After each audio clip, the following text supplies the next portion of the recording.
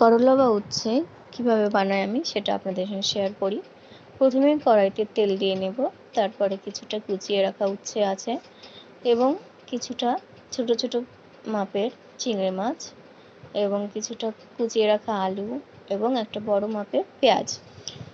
তো প্রথমে কড়াইতে তেল গরম হয়ে গেলে পেঁয়াজটা আমি ঢেলে দেব এবং খানিকক্ষণ নাড়াচাড়া করে বেশ লাল মতন হয়ে এলে আমরা তাতে ঢেলে দেব চিংড়ি মাছ, কিছুটা লবণ, কিছুটা হলুদের গুঁড়ো।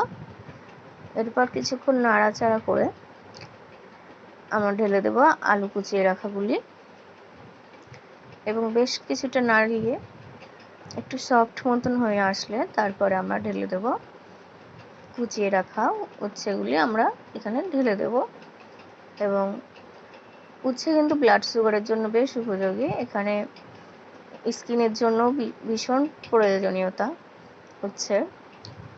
আর এরপরে আমরা কিন্তু ঢাকনাটা লাগিয়ে দেব, একটু স্টিম দেব এবং বেশ 10 মিনিট পরে আমাদের উচ্ছে কিন্তু বেশ রেডি।